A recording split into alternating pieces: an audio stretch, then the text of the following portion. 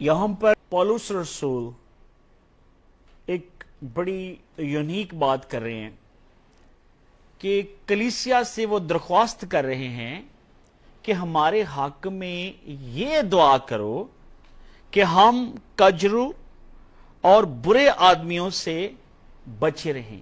ये कजरू जो है इसका मतलब है टेढ़ी चाल चलने वाला या गुमराह शख्स, और बुरे आदमियों से हम बचे रहें क्योंकि सब में ईमान नहीं है। कलाम में लिखा है कि बुरी सोबतें अच्छी आदतों को बिगाड़ देती हैं।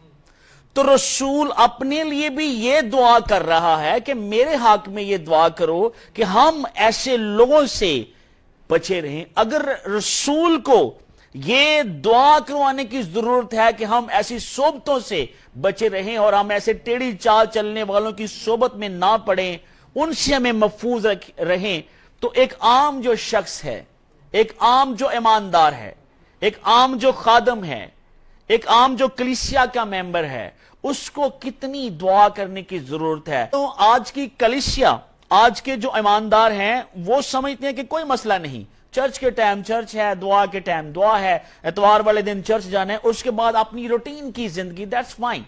वो अच्छे बुरे सब तरह के लोगों में बैठते हैं और फिर वो समझते हैं कि हम इसको बैलेंस कर लेंगे।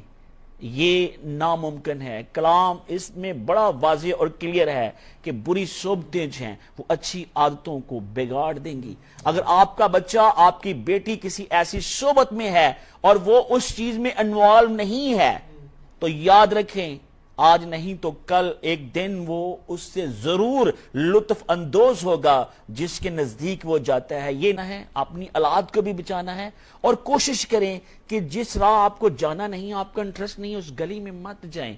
आपका ईमान चला जाएगा, इब्लीस आपको बड़ी जल्दी से अट्रैक्ट कर लेगा।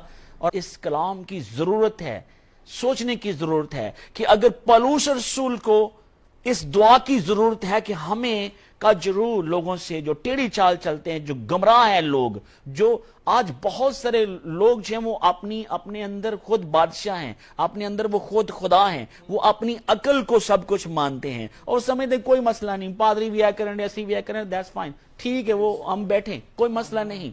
तो इसलिए हमें इसके ऊपर सोचना है कि हमें कितना यहां से बचने की जरूरत है।